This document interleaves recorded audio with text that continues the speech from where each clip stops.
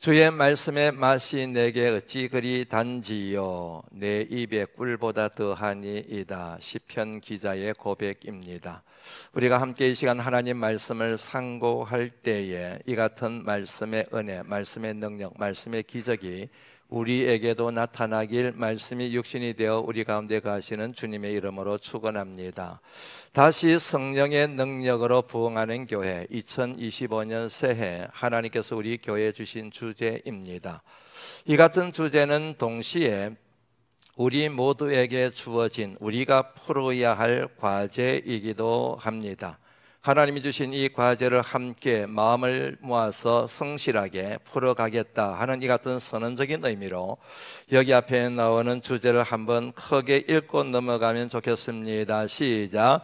다시 성령의 능력으로 부흥하는 교회. 한 번만 더 해볼까요? 시작. 다시 성령의 능력으로 부흥하는 교회. 맞습니다. 하나님께서, 우리 교회의 주인 되시는 하나님께서 저와 여러분들이 선언한 대로, 그리고 기도한 바대로 올해 성령의 능력으로 부흥의 은혜를 허락해 주실 줄 믿습니다. 아시는 것처럼 지난 1월 첫째 주일에 제일 앞에 놓는 다시라는 표현을 가지고 함께 생각을 나누었습니다. 여러분들에게 다시 한번 권면합니다. 사랑하는 성도 여러분, 다시 시작하십시오. 다시 일어나십시오. 다시 도전하십시오. 다시 시작할 수 있는데도 불구하고 다시 시작하지 않는 것만큼 불행한 일도, 안타까운 일도, 그리고 어리석음도 없지 않을까 생각을 합니다. 다시 말씀드립니다. 다시 시작할 수 있는데도 불구하고 마음을 확정하지 못해서 이 핑계대고 저 핑계대고 다시 시작하지 못하는 것만큼 안타깝고 불행한 일은 없다. 저는 그리 생각합니다. 다시 시작하시기를 주의 이름으로 권면합니다. 우리가 다시 시작하기로 결심하고 다짐하고 발걸음을 뗄 때에 하나님께서 저와 여러분들과 함께 하실 줄로 믿습니다. 둘째 주에 나누었던 말씀은 성령의 능력에 대한 말씀이었습니다. 성령의 능력으로 무엇을 말하든 결국 교회 부흥의 최종적인 조건은 성령의 능력임을 확인하는 말씀을 함께 나누었습니다. 오늘은 그 마지막 시간으로 제일 밑에 나오는 부흥하는 교회, 이 주제를 가지고 함께 여러분들과 생각을 나누려고 합니다. 먼저 짚고 넘어가야 할 것이 있습니다. 그것은 바로 부흥의 본질에 대한 것입니다. 지난 시간에도 말씀드렸던 것처럼 부흥은 단순히 숫자가 늘어나는 것, 교인들의 숫자가 늘어나는 것만을 의미하지 않습니다. 교회 부흥의 본질은 교회의 주인이 되시는 하나님께서 교회에 위임하신 사명과 교회에 위임하신 교회의 사명과 깊은 상관이 있습니다. 그러면 하나님께서 교회에 위임하신 사명이 뭔가? 간단해요. 하나님 나라입니다. 하나님 나라가 회복되는 것입니다. 하나님 나라가 확장되는 것입니다. 인간의 죄로 말미암아 잃어버린 하나님의 나라가 새롭게 건설되는 것입니다. 물론 숫자가 아무것도 아닌 것은 아니지만 하나님 나라를 제쳐놓고 숫자만 가지고 부흥을 논한다고 한다면 그것은 정말로 잘못되어도 한참 잘못되었다, 그렇게 생각해야 할 것 같습니다. 다시 한번 말씀드립니다. 교회 부흥의 본질은 하나님 나라 회복, 이 같은 하나님 나라 회복을 위한 헌신과 삶으로 연결되어져야 진정한 교회 부흥을 이루었다, 그렇게 말씀을 드릴 수가 있습니다. 다시 한번 보시겠습니까? 다시 성령의 능력으로 부흥하는 교회, 성령의 능력과 부흥하는 교회. 다시 말씀드립니다. 성령의 능력과 부흥하는 교회를 연결시켜주는, 이어주는 매개체가 있어요. 그게 바로 사람입니다. 더 정확하게 말씀드리면 구원의 은혜를 받았다고 고백하는 성도들입니다. 달리 말씀드리면, 오늘 말씀의 맥락상 말씀을 드리면은 성령 충만한 성령의 사람들이 바로 성령의 능력과 그리고 교회 부흥의 가교 역할을 해야 되는 매개체가 되어야 된다는 사실입니다. 오늘 본문 말씀 여러분들 잘 아는 말씀이지요. 본문 말씀이 나오는 사도행전 2장 전체를 여러분들에게 구조를 한번 말씀드리고 싶습니다. 잘 아시는 것처럼 1절부터 4절까지의 말씀은 성령의 임재를 기록하고 있는 말씀입니다. 마가의 다락방에 있던 기도하는 사람들에게 성령이 임했습니다. 이게 바로 2장의 앞부분에 나오는 내용입니다. 그리고 마지막 절 사도행전 2장 47절 말씀은 이렇게 마무리되고 있습니다. 주께서 구원받는 사람을 날마다 더하게 하시니라. 부흥입니다. 수적인 부흥입니다.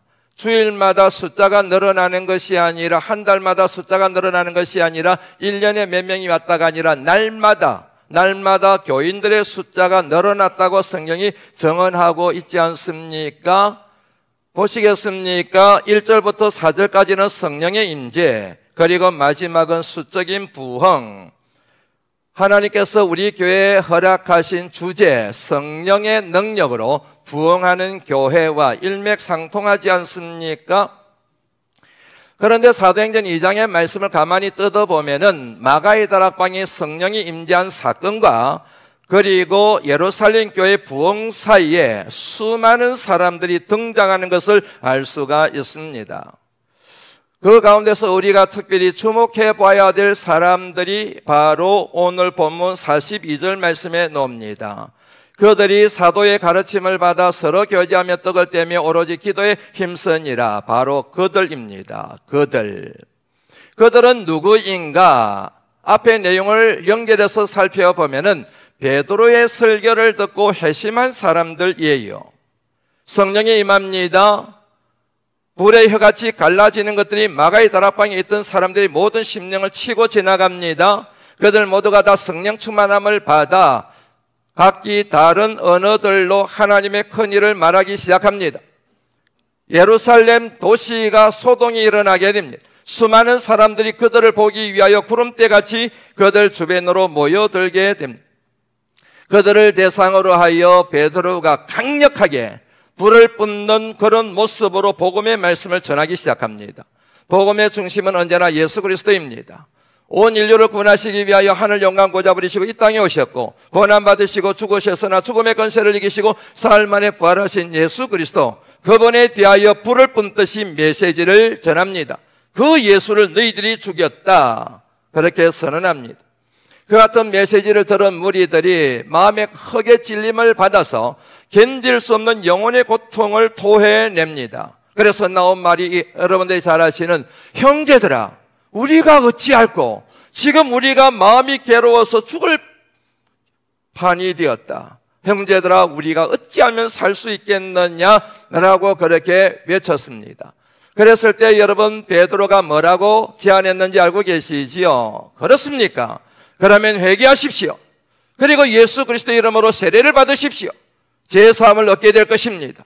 그러면 성령을 받게 될 것입니다. 그렇게 선언합니다. 베드로의 말에 순종한 사람이 3,000명이나 되었어요. 다시 말씀드리면 3,000명이나 되는 사람이 베드로의 설교를 듣고 회심을 했다는 얘기입니다. 그들이 다 성령을 받았습니다. 그들이 다 예수 그리스도의 이름으로 세례를 받았습니다. 회개한 사람들이었습니다. 그들을 대상으로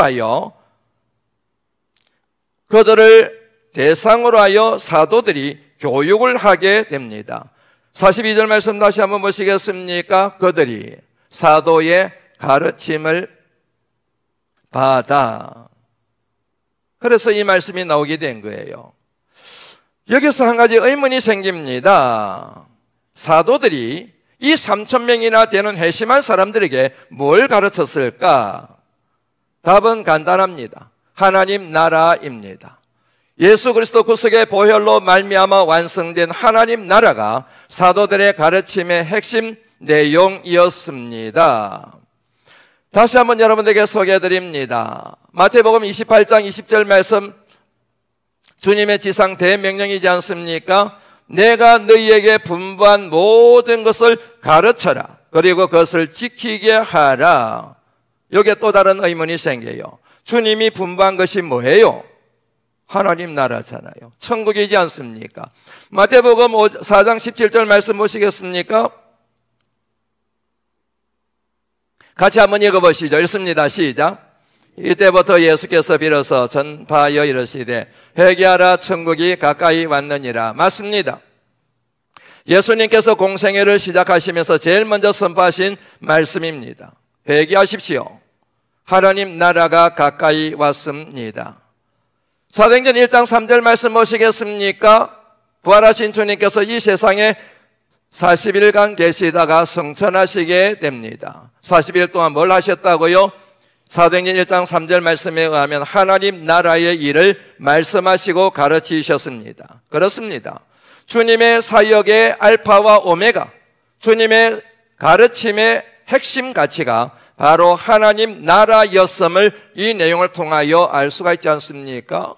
그러므로 예수님께서 3년 동안 제자들에게 가르친, 그리고 분반 핵심이 뭐겠습니까? 하나님 나라 회복이라는 사실을 알 수가 있는 것이지요.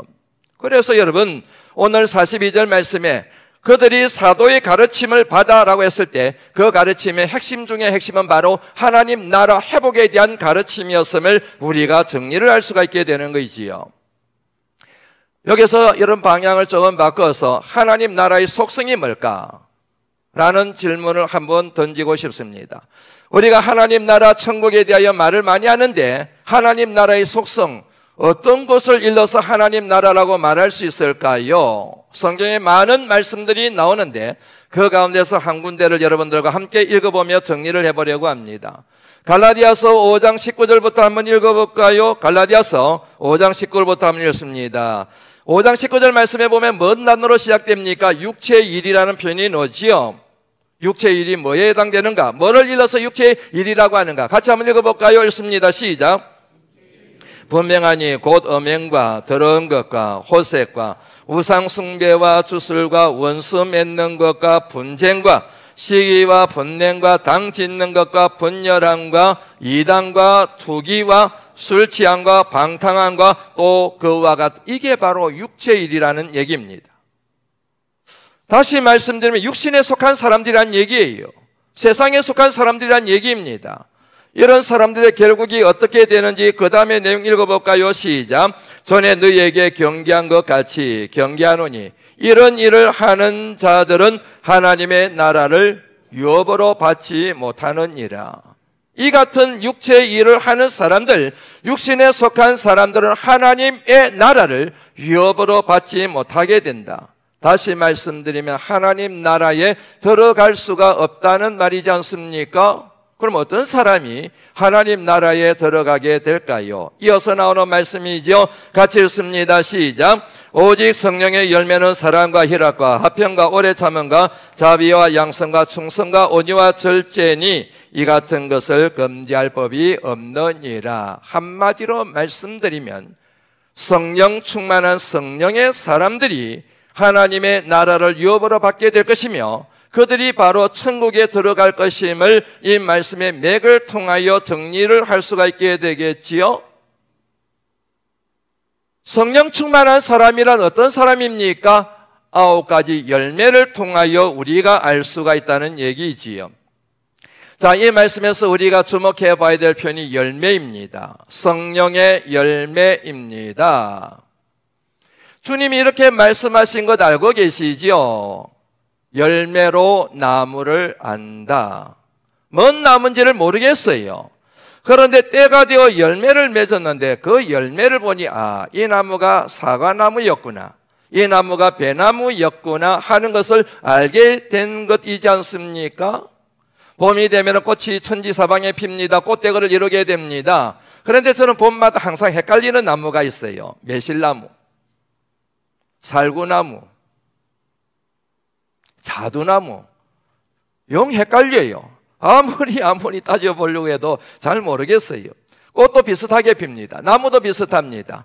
그런데 꽃이 떨어지고 열매를 맺습니다. 열매가 익어갑니다. 그럴 때서야 이 나무가 자두나무였구나, 이 나무가 바로 매실나무였구나, 복숭아나무였구나 하는 것을 알게 되는 것, 아마 여러분들에게도 그런 경험이 있지 않을까. 주님이 그걸 말씀하신 거예요.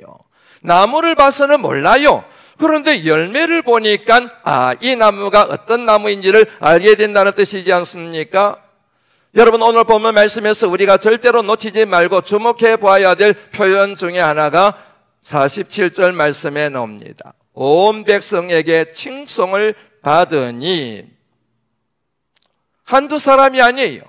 예루살렘에 살고 있는 모든 백성들에게 예루살렘 교회와 성도들이 칭찬을 들었대요. 여러분들이 아시는 것처럼 이 당시 유대인들의 관계는 극에 달해 있었습니다. 그러므로 그 같은 관계에 넘어간 사람들은 예루살렘 교회에 대하여 반감을 가지고 있습니다. 그들을 가까이 하지 않습니다. 친구하지 않습니다. 좋은 눈으로 보지 않습니다. 어떡하든지 그 사람들을 멀리하고 그 사람들을 해칠 생각만 합니다. 유대인의 관계 때문에. 그러므로 여러분, 그런 입장에 놓여 있는 이 예루살렘에 살고 있는 모든 백성들이 예루살렘 교회를 칭송하고 예루살렘 교회를 다니고 있는 교인들을 칭찬했다고 하는 것은 놀라운 일이에요. 이유가 뭘까요? 간단합니다. 바로 열매를 보았기 때문입니다. 43절 말씀부터 46절까지의 말씀에 나오는 게 열매예요. 흔히 말해서 초대교회 유무상통한 삶, 아름다운 삶, 성김의 삶, 예배하는 삶, 그러지 않습니까? 그게 열매예요. 유대인의 관계로 봤을 때는 이렇게 색안경을 끼고 보았는데 아무리 봐도 열매가 너무 좋아요. 열매가 너무 아름다워요. 열매가 너무너무 먹음직스러워요. 믿음의 열매가 보입니다. 사랑의 열매가 보입니다. 성령의 열매가 그들에게 주렁주렁 맺히는 거예요. 그러니 아무리 유대인들이 꼬드기고 그리고 관계를 꾸며서 멀리하게 만들고 피난하게 만들어도 피난할 수가 없는 거예요. 왜냐하면 드러난 열매가 너무너무 아름답기 때문에. 열매로 나무를 안다고 그랬습니다. 그래서 여러분, 예루살렘 성에 살고 있는 사람들이 예루살렘 교회와 성도들이 맺는 열매를 보니 저 사람들이 믿는 진리가 진짜다. 저들이 믿는 예수가 진짜다. 저들이 믿고 있는 예수님이 진짜로 구원자였네. 이런 생각을 하면서 예루살렘 교회 문턱을 넘어서 들어오게 됩니다. 그리고 예수님을 구주로 영접하게 됩니다. 그 결론이 바로 47절 말씀이에요. 47절 말씀 다시 한번 보시겠습니까? 온 백성에게 칭송을 받으니 주께서 구원받는 사람을 날마다 도하게 하시니라. 교회가 성장한 게 아니에요. 교회가 부흥한 게 아니에요. 교회가 그냥 숫자가 늘어난 게예요. 하나님께서, 교회의 주인 되시는 주님께서 교회에 죽어가는 영혼을 물밀듯이 밀어넣으셨다는 얘기예요. 왜 그런 줄 아십니까? 그 예루살렘 교회가 죽어가는 영혼을 감당해낼 수 있는 영적인 힘을 가진 교회였기 때문입니다. 그래서 여러분, 성경은 참 기발하게 표현하고 있습니다. 예루살렘 교회가 부흥했다. 예루살렘 교회 숫자가 늘어났다가 아니고 주께서 구원받는 사람을 날마다 더하게 하셨다. 이 말씀을 통하여 몇 가지 내용을 정리를 했습니다. 첫째, 교회 부흥은 하나님의 주권적인 선물이라고 하는 사실입니다. 이 말은 제 말이 아니에요. 조나단 에드워드라고 하는 유명한 목회자요 신학자가 한 말입니다. 우리의 노력으로, 인간의 노력으로, 인간의 예성으로 되는 것이 아니라 결국 교회 부흥의 관건은 하나님의 주권적인 역사에 달려있음을 의미한다는 얘기입니다. 이 같은 하나님의 주권적인 역사를 배제해놓고 인간의 노력과 인간의 힘으로 교회가 부흥한 것을 진정한 하나님이 주신 선물이라고 말할 수 없다는 사실도 이 명제 속에 함축이 되어져 있는 것입니다. 다시 한번 말씀드립니다. 교회 부흥은 하나님의 주권적인 선물입니다. 둘째, 이 같은 선물을 하나님은 어떤 교회에 주시느냐? 성령 충만한 성도들의 모임인 성령 충만한 교회에 그 영혼들을 맡기신다고 하는 사실입니다. 성령이 충만하지 않습니다. 성령의 열매가 없습니다. 맨날 싸웁니다. 시기합니다. 질투합니다. 분쟁이 있습니다. 그런 교회 하나님께서 보내시면 그 영혼들이 어떻게 되겠습니까? 내 다시는 교회 안 다녀. 다시는 나 하나님 안 믿어. 이런 곳에 내 영혼을 맡길 수가 없어. 그렇지 않겠습니까? 셋째, 성령 충만하면 언제나 하나님 나라 회복에 대한 비전을 꿈꾸게 되고 이 세상에 하나님 나라가 세워지는 그 순간까지 헌신의 삶을 사는 것으로 성령 충만함은 이어지게 되어 있습니다. 이 같은 사실을 반영하고 있는 말씀이 여러분들이 잘 아시는 말씀, 오직 성령이 내게 임하시면 내가 권능을 받고 예루살렘과 온 유대와 사마리아와 땅 끝까지 이르는 내 증인이 되리란 말씀이 이를 반영하고 있는 거지 않습니까? 성령 충만은 여러분 방언하는 것으로 증명되는 게 아니에요. 성령 충만은 예언을 하는 것으로 증명되는 게 아닙니다. 사탄의 영도 얼마든지 방언을 할 수가 있고, 사탄의 영도 얼마든지 질병을 고칠 수가 있고, 사탄의 영도 얼마든지 기적을 일으킬 수가 있어요. 진정한 성령 받은 증거, 성령 충만함의 증거는 예수 그리스도의 복음을 전하는 거예요. 하나님 나라가 건설되는 일에 자신의 인생을 걸게 되어 있는 사람이 방언을 하지 못해도 그 사람이 진실로 성령 충만한 성령의 사람이라고 말할 수가 있게 되는 것입니다. 마지막 넷째, 그러므로 교회의 진정한 부흥은 한 개인의 성령 충만함, 한 개인의 성령 충만함과 그로 인한 그 사람의 품성의 변화, 굉장히 중요한 내용입니다. 교회의 진정한 부흥은 여러분 한 사람 한 사람이 성령 충만하게 되고, 그 성령 충만함으로 인하여 품성이 변화되는 거예요. 기질이 변화되는 거예요. 성품이 변화되는 거예요. 성령의 열매를 맺는 거예요. 9가지 열매를 보이고, 그리고 그 사람이 가는 모든 사회 공동체, 가정 공동체, 직장 공동체, 그 사람이 가는 곳에 거룩한 변화가 일어나 그것이 하나님 나라로 바뀌어지는 그것을 일러서 교회의 진정한 부흥이라고 말하는 것입니다. 그럴 때 교회는 하나님의 역사로 말미암아 숫자가 늘어나게 되고, 교인들의 숫자가 기하급수적으로 부흥될 수 있다는 그런 요지의 말씀이 오늘 본문 말씀에 나오는 핵심입니다. 도표 하나 보시겠습니까? 최근에 한국 리서치에서 비기독교인들을 대상으로 하여 한국의 주류 종교에 대한 호감도 조사를 한 내용입니다. 보시면 아시겠지만 우리 개신교, 다시 말하면 기독교가 14.3%입니다. 그에 비해서 불교는 제일 높은데 기독교에 대한 호감도보다도 무려 4배에 가깝습니다. 천주교는 3배에 가깝습니다. 심지어 원불교도 우리 기독교보다도 더 호감도가 높습니다. 이게 뭔 종교인가라고 여겨질 수 있는 그런 뭐냐면, 천도교 같은 경우도 10.1%입니다. 이 같은 여러분 연구조사에 우리가 준한다고 한다면은, 교회를 다니지 않고 신앙생활을 하지 않고 있는 사람들 가운데 10명 중에 그야말로 낮추어서 생각해보면 10명 중에 1명 정도가 교회에 대하여 호감을 가지고 있고, 나머지 9명은 교회에 대하여, 하나님에 대하여 전혀 관심도 없고 호감도 없고 오히려 더 멸시하고 있다는 사실이 이 도표를 통하여 나타남을 알 수 있습니다. 여러분, 이 같은 도표를 보면서 얼마나 제가 속이 상했는지 모릅니다. 얼마나 마음이 아팠는지 모릅니다. 왜냐하면 천지우주 만물을 창조하신 천지전능하신 하나님, 진짜 하나님, 그 하나님이 수치와 모욕을 우리들 때문에, 한국 교회 때문에 수치와 모욕을 당하는 것만 같아서 너무너무 하나님께 죄송하고 마음이 많이 아팠습니다. 이 같은 도표에 의하면 우리 한국 교회가, 그리고 진리신 하나님이 우리 사회로부터 철저하게 외면당하며 소외당하고 있으며 수치와 모욕을 당하고 있음을, 멸시를 당하고 있음을 누가 부인할 수가 있겠습니까?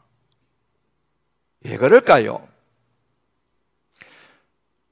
여러분 통계 자료에 의하면 여러 가지를 얘기를 하는데, 무엇을 말하든 제가 느낀 결론은 이겁니다. 한마디로 말씀드리면 교회가 교회답지 못하기 때문입니다. 성도가 성도답지 못하기 때문입니다. 목사가 목사답지 못하기 때문이에요. 다시 말씀드리면 믿음의 열매를 볼 수가 없어요. 기독교 신앙의 핵심 가치 중에 핵심 가치라고 말할 수 있는 사랑의 열매를 교회 안에서 도대체 볼 수가 없어요. 성령의 열매가 보이질 않아요. 9가지 열매 가운데 하나도 보이질 않아요. 이런 마당에 전도가 되겠습니까? 이런 마당에 하나님 나라 확장에 대한 우리의 사명이 이루어지겠습니까? 그 통계 가운데 이런 내용이 있습니다. 교회를 다니지 않는 사람들이 제일 못마땅해 하는 것 중에 하나가, 한국교회에 대하여 꼴불견스럽게 생각하는 것 중에 하나가 전도래요. 두 번째가 뭔지 아십니까? 교회가 우리 사회에 덕을 못 끼친다는 거예요. 덕은 하나도 안 끼치면서 맨날 전도만 한다는 거예요. 그렇다고 해서 여러분 물티슈를 가지고 전도하는 거 이걸 무시하면 안 됩니다. 중요한 거예요. 그런데 교회가 교회답지 못하면서, 성도들이 성도답지 못하면서 그런 전도만 하면서 교회 오십시오, 예수 믿으십시오, 그러니 그게 꼴불견스럽다는 그런 반응이 나왔다는 얘기이지요. 여러분들에게 얼마 전에 레디컬리라고 하는 제목의 책을 여러분들에게 소개해드렸습니다. 꼭 한번 읽어보시라 권면해드렸습니다. 데이비 플랫이라고 하는 사람이 지은 책입니다. 그 사람이 이런 말을 했습니다. 그리스도인들이 하나님 나라를 선포하는 일에 삶을 드리는 대신 그리스도인이기 때문에 하나님께서 주신 은혜가 너무나도 감사해서 내게 주어진 사명이 어떻게 하든지 하나님 나라가 회복되고 하나님 나라가 건설되는 일에 쓰임받아야 되는데, 그런데 하나님 나라 회복에 대해서는 하나도 관심이 없고 대신에 세상에서 개인적인 욕심과 야망을 실천하는 데 평생을 바치는 바람에 문자 그대로 수십억 인구가 복음을 듣지 못한 채 흑암 속에서 허덕이고 있다. 우리 한국교회 현실을 그대로 반영하고 있다는 생각이 여러분 들지 않으십니까? 예수님의 능력을 빌어서 내 인간적인 야망을 이루고 내 세속적인 욕망을 채우는 데만 급급했지, 주님의 은혜가 너무나도 감사해서 우리에게 주어진 궁극적인 사명인 하나님 나라 회복에 대하여 우리가 얼마나 관심을 가지고 신앙의 길을 걸어왔느냐 하는 것입니다. 이 땅에 처음 복음이 들어왔을 때 그야말로 얼마나 많은 사람들이 교회 안으로 밀려들었는지 모릅니다. 구름대같이 교회 안으로 들어왔습니다. 어떤 사람은 자신의 인생의 모든 운명의 고리를 끊기 위하여, 어떤 사람은 마음의 평안을 얻기 위하여, 어떤 사람은 구원을 얻기 위하여, 어떤 사람은 나라와 민족의 문제를 해결하기 위하여 구름대같이 교회 안으로 들어왔어요. 왜요? 교회를 통하여, 성도를 통하여 아름다운 열매를 보았기 때문입니다. 저런 아름다운 열매, 거룩한 열매를 맺는 것이라고 한다면 내 영혼을 맡겨도 좋아. 저렇게 아름다운 성령의 열매를 맺는 것이라고 한다면 나라의 운명을 맡겨도 좋아. 이 땅에 복음이 처음 들어왔을 때 그 당시의 사람들의 생각이었다는 사실을 기독교 역사학자들을 통하여 우리가 이미 알고 있는 내용이지 않습니까? 그런데 지금은 그러지 않다는 거예요. 교회만 가면 싸워요.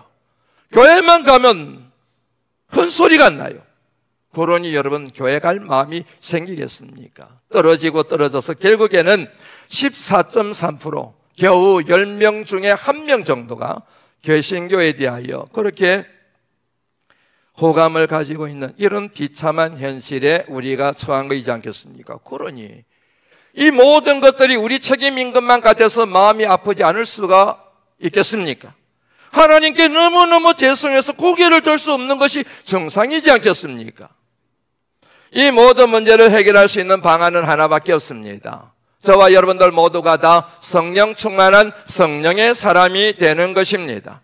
성령 충만한 목회자가 되고 성령 충만한 장로님들이 되시고 성령 충만한 안수집사님들이 되시고, 장로님들과 안수집사님들 아무도 아멘 안 하시네. 성령 충만한 장로님들이 되시고 성령 충만한 안수집사님들이 되시고 성령 충만한 권사님들이 되시고 성령 충만한 그리스도인이 되어 성령의 열매를 맺게 되면 그 열매가 우리가 믿고 있는 하나님이 참 하나님이시며 우리가 의지하고 있는 진리가 참 진리임을 증명하게 되는 거룩한 복음의 역사가 우리들을 통하여 일어나게 될 줄로 믿습니다. 이제 말씀을 마무리하려고 합니다. 나로부터 시작되리, 제가 참 좋아하는 찬양입니다. 제가 음치고 박치라서 잘 못 부르지만은 부르겠다는 얘기가 아니고 여하튼 이 찬양이 참 좋습니다. 그 찬양 가운데 이런 가사가 있습니다. 주님을 크게 보는 믿음 가지고 세상에 나타내리라. 놀라운 주의 사랑을 주의 꿈을 안고 일어나리라. 선한 능력으로 일어나리라. 이 땅의 부흥과 회복은 나로부터 시작되리. 모든 내용이 다 좋지만 마지막 부분이 제 가슴을 언제나 불을 태웁니다. 이 땅의 부흥과 회복은 나로부터 시작되리. 이 땅의 부흥이에요. 우리 바람바스교의 부흥이 아니에요. 한 교회의 부흥이 아니에요.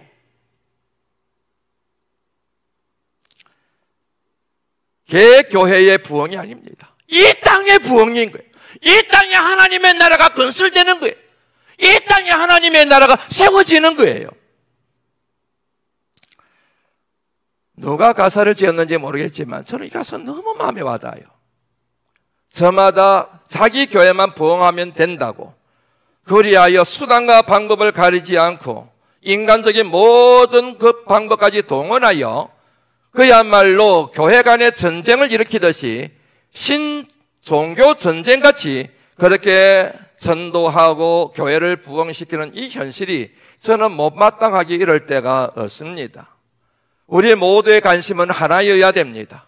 내 교회만이 부흥하는 것이 아니라 모든 교회가 부흥이 되어야지요. 그래야 우리가 살고 있는 이 동네가 하나님 나라가 되어야 되는 거지요.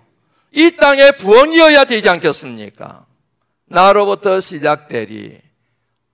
당신부터 시작하십시오. 목회자부터 시작하십시오. 아니, 항존이 앞장서야지. 항존이 왜 가만히 있습니까? 이게 아니라 주님, 내로부터 시작하겠습니다. 내가 먼저 시작하겠습니다. 그래야 되는 것이 올바른 믿음의 자세여야 되지 않습니까? 왜냐하면 우리 모두는 다 하나님의 구원의 은혜를 받은 하나님의 사람들이기 때문입니다. 아무나 할 수 있는 것은 아니에요. 하나님의 은혜를 진짜로 깨닫는 하나님의 은혜 받은 자임을 자각하는 사람이, 그리고 성령 충만한 성령의 사람이 바로 이 땅의 부흥은 나로부터 시작되리 그러면서 앞장서게 되어져 있습니다. 여러분들에게 묻습니다. 여러분들은 예수 그리스도 구속의 보혈로 구원받은 줄 믿으십니까? 여러분들은 성령이 여러분들과 동행하심을 믿으십니까?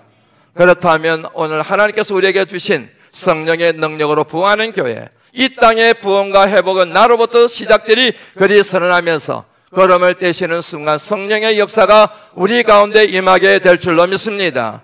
그때 우리 바람발석교회가 숫자가 늘어날 때 그것을 일러서 하나님이 기뻐하시는 진정한 부흥이라고 말할 수가 있게 되는 것이지 않겠습니까? 올 한 해 동안 이 같은 하나님의 부흥을 이루어드리는 우리 모두가 다 되시기를 말씀이 육신이 돼 우리 가운데 가시는 주님의 이름으로 축원합니다. 하나님 감사합니다.